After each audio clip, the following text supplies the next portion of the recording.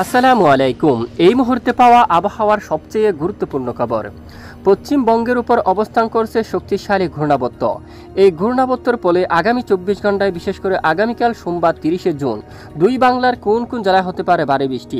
পরবর্তী 7 দিনের মধ্যে দেশের মধ্য অঞ্চল থেকে শুরু করে দেশের উত্তরাঞ্চল, দেশের দক্ষিণাঞ্চল, ভারতের পশ্চিমবঙ্গ সহ উত্তরবঙ্গ, আসাম, ত্রিপুরা, মেঘালয় এবং বাংলাদেশের 64 জেলার মধ্যে কোন কোন জেলাগুলোর উপর ঘূর্ণাবর্তের প্রভাবে ভারী বৃষ্টিপাতের সম্ভাবনা রয়েছে তা জানিয়ে দেব।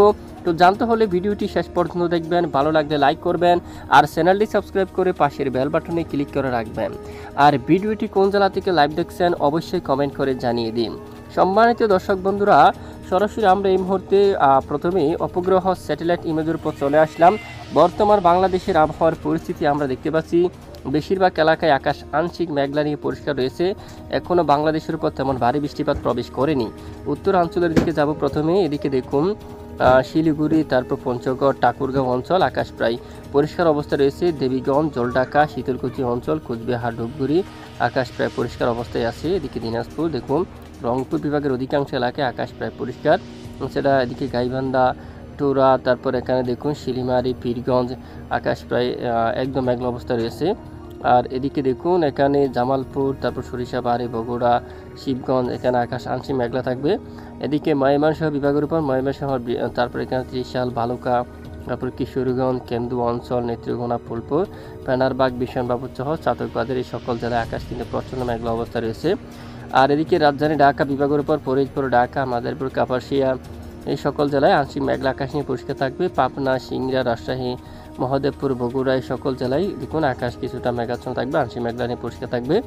আর আপাতত আজ রাতে খুলনা বিভাগের অনেক এলাকায় দেখুন একেবারে সকল জেলায় কিন্তু আকাশ প্রায় আংশিক মেঘলা নিয়ে পরিষ্কার। উত্তরাঞ্চল, যশোর বা আশেপাশে অঞ্চলে আকাশ কিছুটা মেঘলা হতে পারে।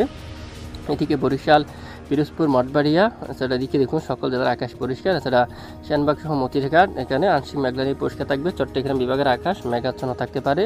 টেকনাফ, কক্সবাজার, রুকিয়া, সেন্ট মার্টিন আকাশ কিছুটা মেঘাচ্ছন্ন। এছাড়া উপকূলীয় কিছু কিছু এলাকায় হালকা ঝিরিঝিরি বৃষ্টিপাত হতে দেখা যাচ্ছে। আর এদিকে পশ্চিমবঙ্গের অনেক এলাকায় প্রচণ্ড বৃষ্টিপাত শুরু হয়ে গেছে।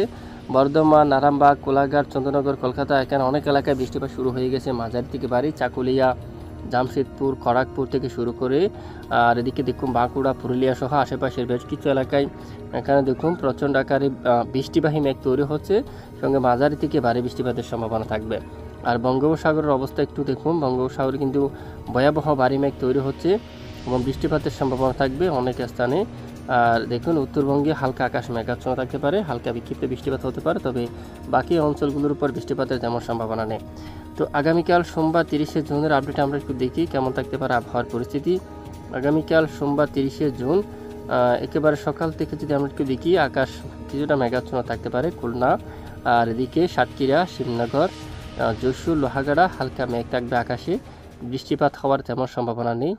আর এদিকে বরিশাল বিভাগের উপরও হালকা আকাশ আংশিক মেঘলা হতে পারে, বৃষ্টিপাত হওয়ার মতো পরিবেশ কিন্তু দেখা যাচ্ছে না তেমনভাবে। আর এদিকে চট্টগ্রাম বিভাগের উপর কিছু কিছু এলাকায় হালকা বিক্ষিপ্ত বৃষ্টিপাতের সতর্কতা কিন্তু আছে। সন্দ্বীপ, হাতিয়া অথবা এদিকে যদি আমরা একটু দেখি ফেনী, মিরসরাই, চৌমুহনী, তারপর ছাগলনাইয়া, মিরসরাই এখানে অনেক এলাকায় আকাশ মেঘাচ্ছন্ন থাকতে পারে। আপাতত তেমন ভয়াবহ বৃষ্টিপাতের সতর্কতা কিন্তু নেই। আর এদিকে দক্ষিণ অঞ্চলে কক্সবাজার, তারপর এখানে নাইকুঞ্চুরি, কুতুবদিয়া, চুকুরিয়া, পেকুয়া, তারপর এখানে মহেশখালী, বদরখালী, এখানে দেখুন তানচিল, আলীকদম আকাশ প্রায় মেঘাচ্ছন্ন থাকতে পারে, কিছু এলাকায় হালকা বিক্ষিপ্ত বৃষ্টিপাত হতে পারে। এবং মঙ্গলবার 1 তারিখ নাগাদ কিন্তু মায়ানমার থেকে শুরু করে আবারও দক্ষিণ কক্সবাজার, টেকনাফ, সেন্ট মার্টিন এদিকে বৃষ্টিপাত হতে পারে। এবং বাংলাদেশের অন্যান্য এলাকার আবহাওয়ার পরিস্থিতি কেমন থাকবে দেখুন, খুলনা, যশোর, সাতক্ষীরা, শিবনগর, সুন্দরবন, লোহাগাড়া এখানে দেখুন আকাশ কিছুটা মেঘাচ্ছন্ন থাকবে। পিরোজপুর, মঠবাড়িয়া, তারপর বরিশাল, কলাপাড়া, তারপর লালমোহন, তারপর এদিকে মতিরহাট, ফরিদগঞ্জ, এছাড়া এদিকে দেখুন সিংড়া এই সকল এলাকায় কিন্তু দেখুন আকাশ প্রচণ্ড মেঘাচ্ছন্ন হতে পারে। রাজধানী ঢাকা বিভাগের দিকেও কিন্তু আগামী যে সোমবার, মঙ্গলবার আকাশ মেঘাচ্ছন্ন থাকবে। তবে সকল জেলায় একেবারে বৃষ্টিপাত হওয়ার সম্ভাবনা নেই, কিছু কিছু এলাকায় মূলত বৃষ্টিপাত হওয়ার সম্ভাবনা থাকবে। আর 2 তারিখের আপডেটে যদি আমরা একটু যাই, 2 তারিখ কিন্তু ভালো বৃষ্টিপাতের সম্ভাবনা দেখা যাচ্ছে দেশের একেবারে দক্ষিণাঞ্চলের দিকে। তখন কিন্তু দেখুন এখানে টেকনাফের এদিকে ভালো বৃষ্টিপাতের সম্ভাবনা, নাইক্ষ্যংছড়ির এদিকে রয়েছে, চকরিয়া অথবা কুতুবদিয়ার এদিকে, আর এদিকে সন্দ্বীপ হাতিয়া দ্বীপ এলাকায় এখানে মাঝারি থেকে ভারী বৃষ্টিপাত হওয়ার সম্ভাবনা কিন্তু দেখা যাচ্ছে। আর এদিকে সন্দ্বীপ এবং হাতিয়া অঞ্চল দিয়েও কিন্তু বৃষ্টিপাতের সতর্কতা কিন্তু জারি করা হচ্ছে। এদিকে ফেনী, মিরসরাই, তারপর ছাগলনাইয়া, বেলুনিয়া, লংগদু সহ অনেক অঞ্চলে বৃষ্টিপাত হওয়ার সম্ভাবনা কিন্তু দেখা যাচ্ছে প্রচণ্ড আকারে। মূলত 2 তারিখ নাগাদ বৃষ্টিপাতের সম্ভাবনা আছে কিছুটা। আর উত্তরবঙ্গ, সিলেট এবং রংপুর বিভাগের উত্তরাঞ্চলে কিছুটা বৃষ্টিপাত হওয়ার সম্ভাবনা কিন্তু থাকবে। এছাড়া বৃহস্পতিবার 3 জুন নাগাদও দেখতে পাচ্ছি উত্তরবঙ্গের বেশ কিছু এলাকায়, যেমনটা দেখুন কোচবিহার, শিলিগুড়ি অঞ্চল, ধূপগুড়ি, জলপাইগুড়ি, আলিপুরদুয়ার, তারপর এখানে সুরমাপুর, তারপর এদিকে দেখুন কোড়াঝড় এই এলাকার দিকে এখানে অনেক অঞ্চলে দেখুন হালকা থেকে মাঝারি ধরনের বৃষ্টিপাত হওয়ার সম্ভাবনা রয়েছে। কারণ বেশিরভাগ এলাকায় হালকা থেকে মাঝারি ধরনের বৃষ্টিপাত হওয়ার সম্ভাবনা রয়েছে। বৃহস্পতিবার 3 তারিখ নাগাদ আবারও ভারী বৃষ্টিপাতের সতর্কতা রয়েছে। তখন কিন্তু দেশের দক্ষিণাঞ্চলের বেশ কিছু জেলায় মাঝারি থেকে ভারী বৃষ্টিপাত হতে পারে। এদিকে পিরোজপুর এবং মঠবাড়িয়া, আর দক্ষিণ অঞ্চল লালমোহন, সরপেশন, মির্জাগঞ্জ, কলাপাড়া, বুরহানুদ্দিন, হাতিয়া আর হাটহাজারী, চট্টগ্রাম বিভাগের অনেক এলাকায় দেখুন বৃহস্পতিবার 3 তারিখ নাগাদ নতুন করে বৃষ্টিপাত হওয়ার সম্ভাবনা থাকবে। তো দেখুন আপনারা কোন কোন জেলায় কীরকম বৃষ্টিপাতের সম্ভাবনা আমরা আপনাদেরকে দেখিয়ে দিচ্ছি। আর ইতিমধ্যে আমরা সরাসরি আপনাদেরকে দেখিয়ে দেব কোন কোন জেলাগুলোর উপর বৃষ্টিপাতের সম্ভাবনা সবচেয়ে বেশি রয়েছে। তো পরের 3 দিনে বৃষ্টিপাত আছে দক্ষিণে, এছাড়া পরের 5 দিনেও একেবারে মায়ানমার অঞ্চলে এখানে মাঝারি থেকে ভারী, রাখাইন রাজ্যের উপর, তারপর টেকনাফের দিকে রয়েছে প্রায় 200 মিলিমিটার উপরে বৃষ্টি, তারপর মহেশখালী, বদরখালের দিকে রয়েছে 200 মিলিমিটার উপরে বৃষ্টি, আর এদিকে চকরিয়া, কক্সবাজার, তারপর চট্টগ্রাম এদিকে বৃষ্টির মাত্রা কিছুটা কম আছে। আর এদিকে বরিশাল, খুলনা এখানেও কিছুটা কম, যদি হয় 2-1 স্থানে আংশিক বিক্ষিপ্ত হতে পারে। রাজধানী ঢাকায় স্বাভাবিক অবস্থা রয়েছে। আর এদিকে দেখুন সিলেট এই স্থানে 135 মিলিমিটার পর্যন্ত বৃষ্টিপাত হওয়ার সম্ভাবনা। সেটা রংপুর বিভাগের উত্তরাঞ্চলে যদি আমরা একটু দেখি, একেবারে উত্তরবঙ্গে এখানে প্রায় 170 মিলিমিটার পর্যন্ত বৃষ্টিপাতের সম্ভাবনা। আর পশ্চিমবঙ্গের দিকেও কিন্তু মোটামুটি আবহাওয়ার পরিস্থিতি স্বাভাবিক অবস্থা রয়েছে, তবে পরের 10 দিনে বৃষ্টিপাত প্রবেশ করতে পারে।